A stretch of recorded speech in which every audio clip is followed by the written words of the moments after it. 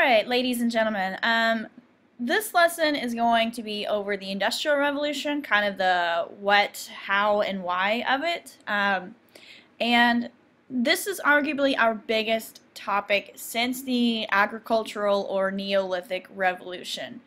It is revolutionary in how people live their lives, changes how our goods are produced, alters our life expectancy, our quality of life, changes in how work is done and where people live. So this is the largest change that humans have faced since they actually discovered agriculture. And I want to draw your attention before we get started on the notes, which you should have downloaded through the Google Drive. The bottom here, the back of the on the notes, you have two primary sources, and these kind of have completely opposite perspectives, completely opposite takes on the Industrial Revolution. And what it's asking you to do is look for the main idea of these two documents. And then the third question asks, even though these two sources, these two documents couldn't be more different, what can we learn about the Industrial Revolution? What can we gain? What does it mean with such different perspectives, and what else can we gain from it? So make sure that in addition to filling out the blanks, you also answer these three questions as we go through. Okay, so to get things started, so we're looking at today what was the Industrial Revolution, what was life before, and the how and why of the changes that were brought on by the Industrial Revolution. The first thing we have to understand is what it was. Like, what was the Industrial Revolution before before anything else that we just discovered. Let me see if I can fix these margins. I'm sorry. Okay, so what was the revolution?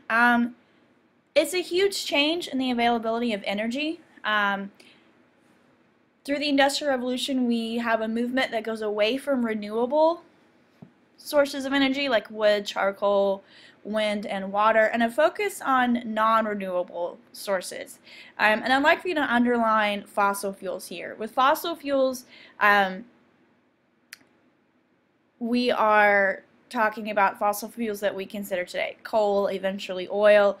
And the Industrial Revolution first hinges on the burning of coal and then oil. And these are still our primary sources of energy in our world today. What you guys have to understand with fossil fuels, just a little bit of science review, is that all of our energy on Earth comes from the sun. The sun is going to give life to the plants. The plants give life to animals. Animals that eat other animals gives life to them. And these fossil fuels are just organic matter that's been broken down, it's been compressed over time until you have a really compact mass of energy, which leads us to the focus on fossil fuels. And that's something that, now we're starting to shift away from fossil fuels a little bit, but like I said, it's still our primary source of energy. What happens during the Industrial Revolution is we have a real crisis in renewable energy. As we'll talk about later on, there is a huge increase in the population. And what they find is, especially in areas like Great Britain, there's not really enough wood or charcoal to smelt iron, which is a huge problem. So people look for different sources of energy. And the first one that they turn to is coal. The Industrial Revolution is a revolution in how we use energy, as mechanical devices are going to replace human labor, and these mechanical devices are this is still true today. We are using energy in a brand new way that has continued on since the beginning of the Industrial Revolution. It begins with the steam engine, and out by the steam engine, I'd like you to write down the name James Watt, W-A-T-T. And I hope you understand or recognize the last name, Watt, becomes our term for measuring energy. The steam engine is our first mechanical device that becomes implemented on a large scale, and about 100 years later it's followed by the internal combustion engines that we use today.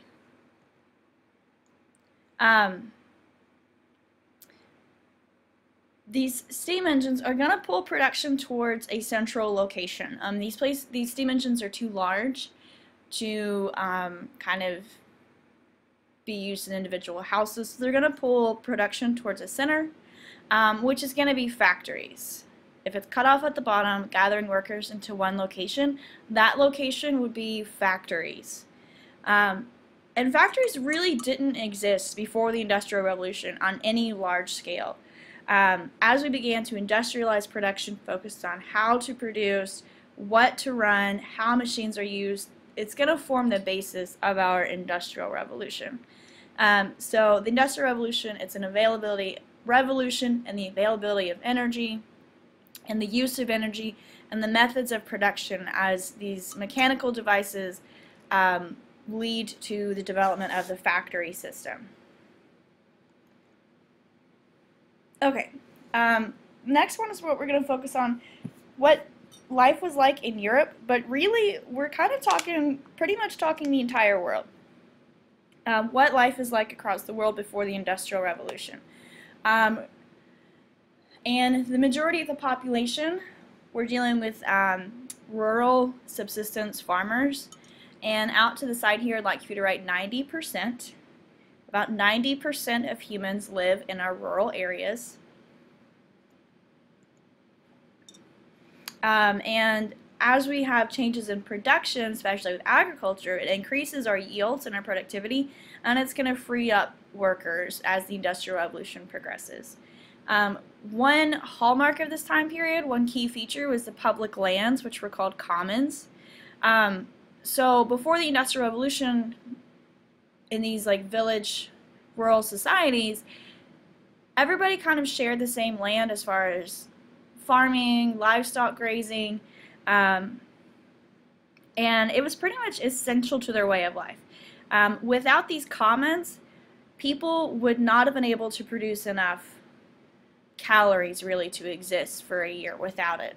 When you're dealing with the common farmlands and having land available for livestock to assist with farming, as far as like plowing and harvesting and all that. So public lands these common areas were essential for the continuance of this way of life. As far as the social structure, you had a very small upper class, your landowners, a very small middle class, and the majority of the population is going to be in the lower classes.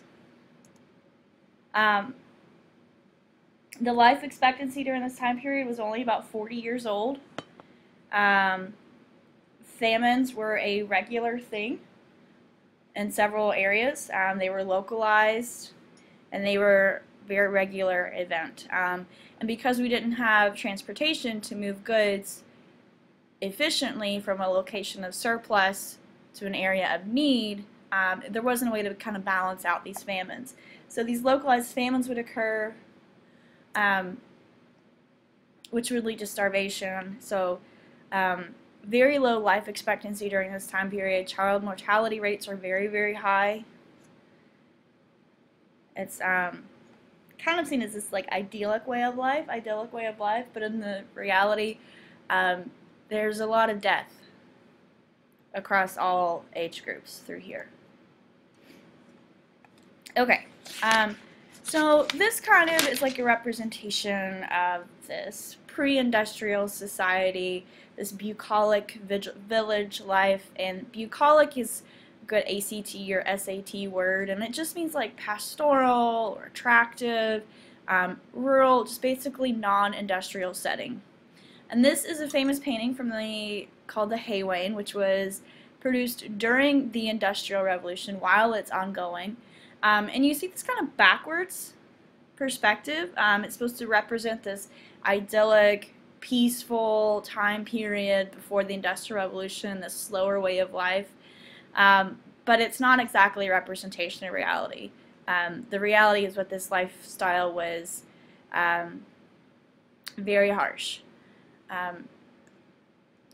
Poor life expectancies, unreliability of crops made this a much tougher way of life than what these scenes would have it represent. Okay, so the Industrial Revolution, it begins in a crisis in energy resources. As the population grows and it exhausts the available energy around it, they start to look for alternative sources of energy. And it begins in England around 1750. England has deposits of coal and iron buried near the surface, so it's easy to mine and extract those resources. And the Industrial Revolution is credited with beginning, it's commonly said that it begins with the kind of second agricultural revolution.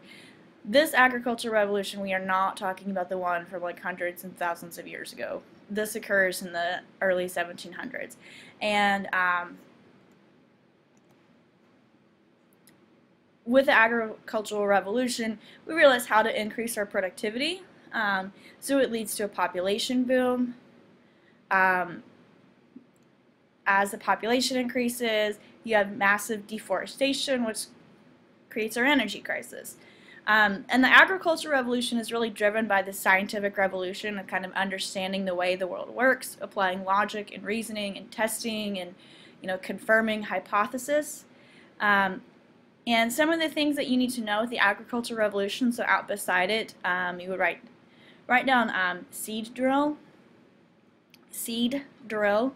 And what this would do is, rather than kind of walking up and down the rows of your farm and just scattering seeds as you walk, instead you have a drill that plants them very efficient, ensures that they actually make it into the soil, they take root, and you have an efficient way of planting your seeds rather than pretty much scattering them and hoping that they take root.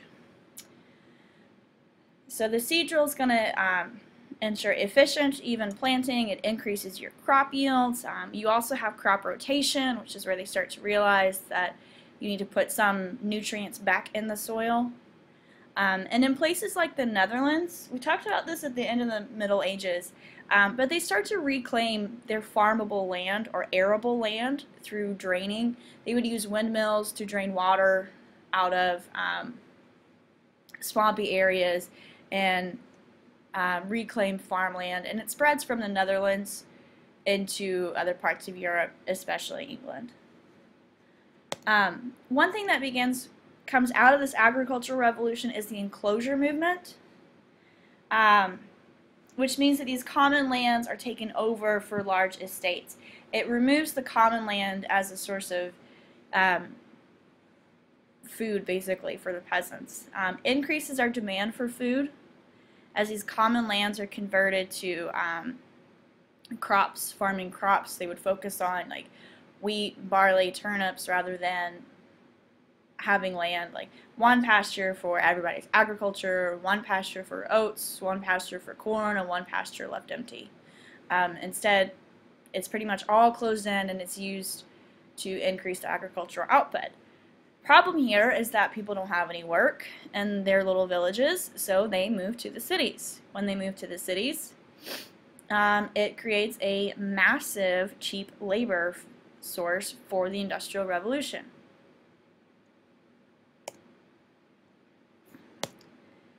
Here are just examples of the Enclosure Movement. If you were to fly over, this is from England, but you honestly see it in the United States and other areas of Europe. You see these hedgerows here are going to denote privatized land. This is somebody's crop yields, this is somebody's, and so instead, rather than having common areas for everybody, it's enclosed. Okay, so let's talk about why the revolution began. Population. In 200 years, it increases from 5 million to 40 million, and that's a massive population boom in England. So this population growth puts a massive strain on energy and the natural resources that is available in this region. And it begins this movement towards laissez-faire economics, and I want you to circle laissez-faire. If you don't remember this from your readings or earlier classes, make sure you emphasize laissez-faire. It means hands-off economics. And with this, it means it's against government intervention in the economy. So it was, if you remember from like early American history, it was the hallmark of the colonists of having laissez-faire economics, not allowing government intervention. So with this, it becomes very lucrative for landowners to enclose their lands. Now you can start to increase your agricultural yields, and this massive demand for food means that you can sell these crops for more money. And with this, the British government kind of takes their hands off of domestic issues. So previous rights that existed towards peasants and common land become overturned, and it allows the landowners to force the villagers off their land. So make sure that you do emphasize, put a star, underline, circle, do all of the above to laissez-faire, because it's a huge influence as we go through this Industrial Revolution. Okay, we also have joint stock companies that formed. We talked about this a little bit in the previous time period. You guys were introduced to the Dutch East India Company and the British East India Company, and these kind of represent like just a changing view of economics towards very expansive, very extensive trade networks. It's just that there's a lot of money to be made. So as you increase the money that you gain through trade, you get people to invest back in your company, and the surplus money and capital they then use to invest in more factories. Hopefully you guys remember the caravel, which fuels this time, and everybody in England here is going to be wanting to eat their fish and chips. Okay. We've talked a little bit before. The scientific revolution drives these innovations in agriculture and technology of the Industrial Revolution. It pushes people to create technology that takes advantage of new sources of energy, whether it's water, the water frame and spinning jennies, or steam power with James Watt's. Scientific revolution is a huge factor in the production of these new methods of technology. England has abundant natural resources. The Industrial Revolution kicks off in England because of their natural resources. They have rivers running through the United Kingdom to power their water mills, and their coal and iron is hugely important. Make sure you guys put a star or circle as coal and iron. These deposits are very near the surface, which allows it easier access, and they start to utilize these new sources of energy.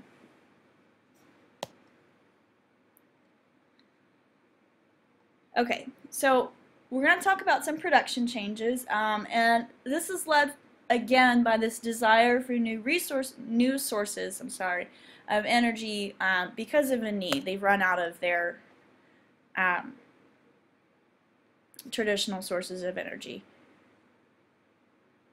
For example, when James Watt builds the steam engine, its original purpose, it was built to pump water out of mines so they could mine more coal. So the steam engine's original purpose was to prevent coal mines from flooding and turn that water into steam, and as it's perfected over the years, its use is expanded, and it moves into other sources of production. It moves into factories, and leads to things like mass production. Mass production is basically making lots of identical stuff. A hallmark of modern human life is our stuff. We are a largely disposable society. Think about how many things you guys throw away every single day. For instance, like a tissue. If your nose is running, you go blow your nose, you might grab 2 or 3 tissues, blow your nose, throw it in the trash can. Before that, you would have to grow cotton, harvest the cotton, spin it into thread, weave it into a cloth, use it as a handkerchief, and keep that source of that little piece of fabric with you. So it was much more valuable, much more labor intensive. This mass production is going to alter people's relationship with goods. They become much more disposable. And we were able to acquire a lot more stuff. Mass production leads to interchangeable parts. Interchangeable parts, they first come along with manufacturing of firearms, of guns. So what happened before interchangeable parts, if you had a gun and one of the pieces wore out, you'd have to take it to a craftsman who would replicate that exact piece, and that would take a lot of time and a lot of money. Instead, they started to make the exact copy of each part so that now if something wears out on your gun, you can just take it to a gun shop and it's replaced right there on site. It's much more convenient. And this easier production leads to mass production. Another hallmark of this time period is the division of labor. Now, you would gather workers in the factory. They're almost always low-skilled workers, and they complete repetitive tasks. Rather than having a journeyman or a craftsman make the entire thing piece by piece, one at a time, or by themselves, instead you're going to have one person doing a repetitive task. It makes me think of when I was in elementary school, our music class, we learned a song like, "Hi, my name is Joe. I've got a wife and 3 kids, and I work in a button factory." And it goes on, and basically the boss his job is to turn the buttons. And the division of labor, it still exists today. If you were to work in a factory, for example, my mom worked Toyota production when I was in elementary school, and her job was to check seatbelts. She didn't make the car start to finish. She had like a minute to flip in and make sure that all the seatbelts were installed in the car. That was her one job in the production of an automobile. So it's a very efficient way of producing goods, requires low-skilled workers. And eventually this division of labor is going to lead to mechanization, which is when machines are going to do what used to be done by hand. These bulky machines move to factories. And the first place that they're going to move to, and I'd like you to mark this out by the side, is the textile mills. The textile mills are the first ones to really utilize this mechanization. There are several inventions like the spinning jenny, the water mule, the steam engine, the power loom,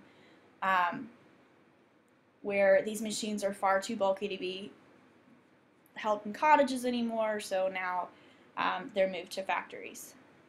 And put a star or circle around this whole category of production changes. All 4 of these terms, mass production, interchangeable parts, division of labor, and mechanization, are very, very important, and they need to be understood by you.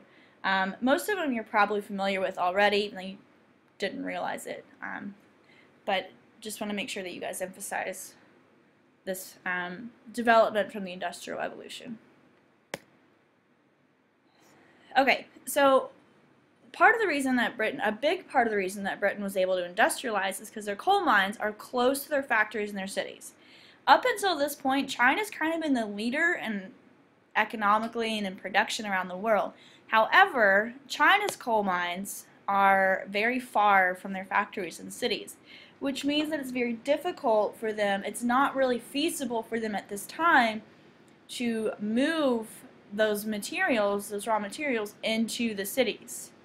And you might go, well, they could have just invented trains and moved them from the coal mines to the cities, but understand that trains and steam engines were driven by these desires, these needs to get the coal to the factory. So it's kind of, you can't have one without the other.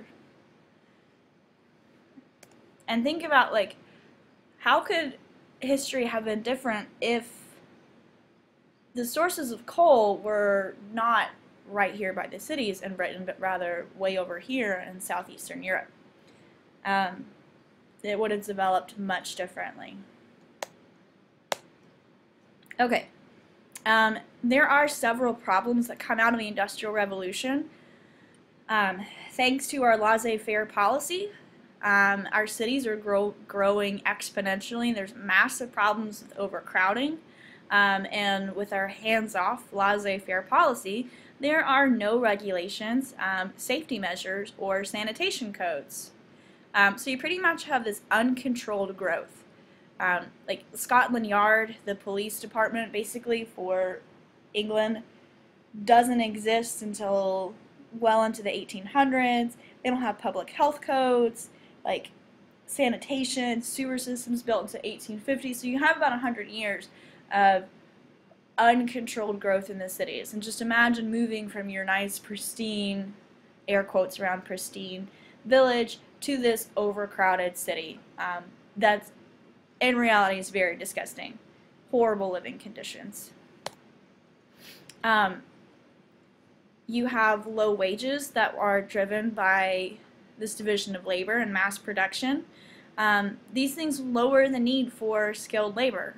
And so what I hope you guys understand is that unskilled, when it comes to unskilled versus skilled labor, unskilled is going to have much lower wages.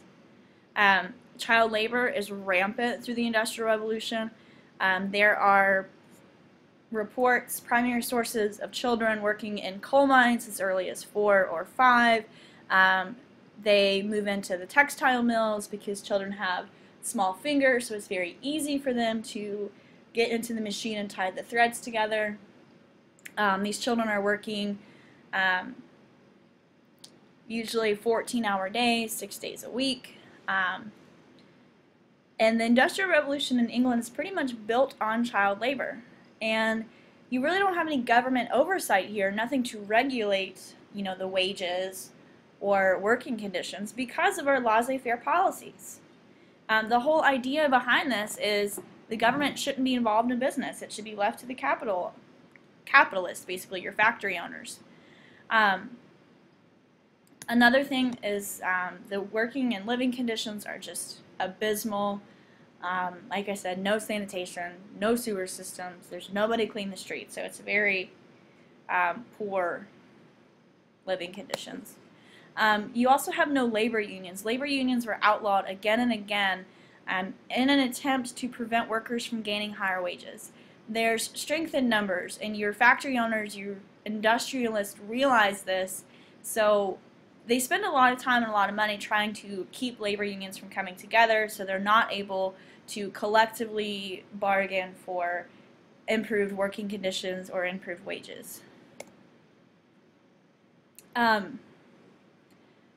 Due to our lack of government intervention, we have wild business cycles. There's no government intervention, which makes the highs and lows of the economy much, much more intense. Some of you may not remember, but in our recession, 2008, that we're just coming out of, there was massive amounts of government intervention here, bailing out Wall Street, helping the auto industries, and it helped to kind of like lessen the effects of this. But at this point in history, we have no government interventions, so the economy just kind of goes back and forth, and the effects are much stronger on the general population. So this chart shows the growth of Manchester, England. The top one is between 1750. The bottom one is around 1850, and you can see the huge growth.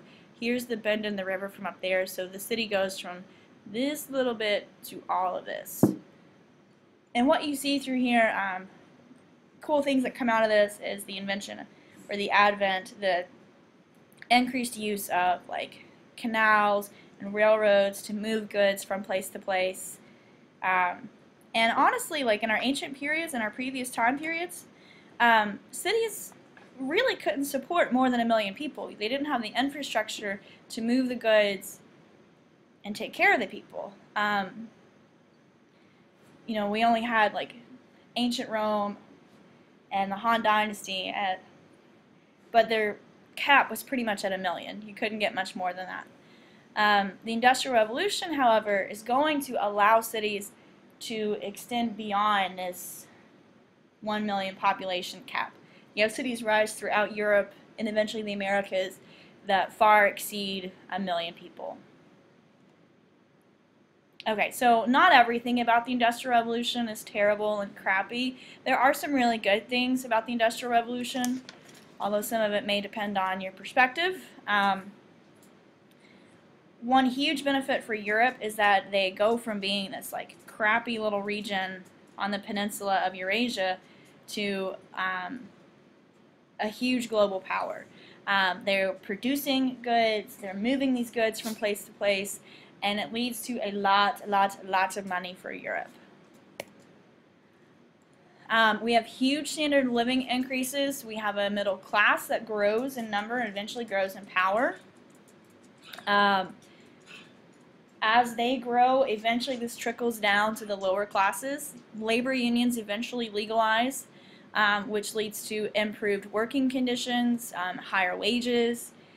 Thanks to labor unions, we have things like a 40-hour work week, a weekend, 8-hour work days, workers' comp, unemployment, those kind of things, which is eventually going to lead to a higher standard of living in the lower classes around 1850. We start to have support nets for them.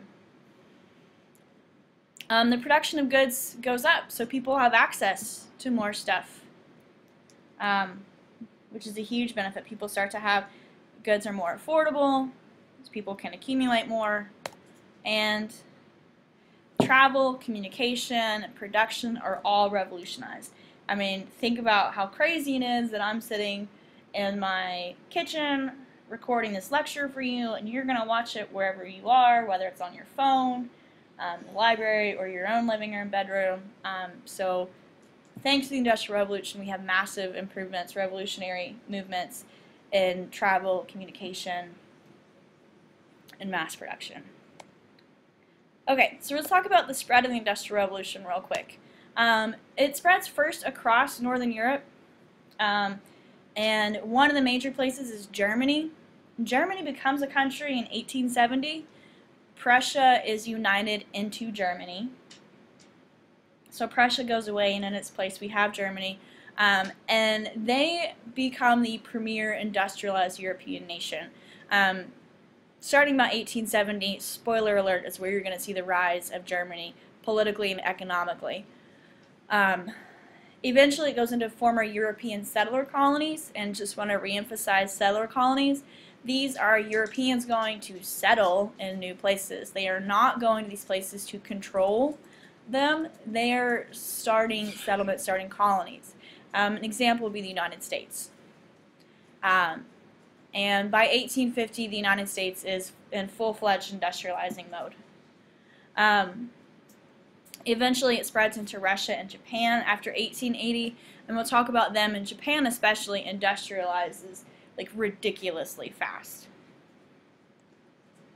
Early industrialization was pushed by market forces, and what this means and what I want you to put beside it is that it happens naturally because of need. So market forces mean that it happens naturally because of a need.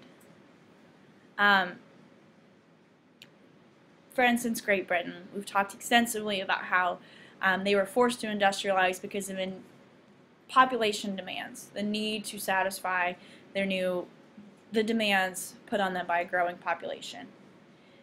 Later nations, especially like Russia and Japan, were pushed to industrialize by their national governments. Even think about like the United States with the building of the Transcontinental Railroad. It wasn't just like some guy that really liked laying railroad tracks that said, oh, we should put some railroad tracks through here. This would be a good idea.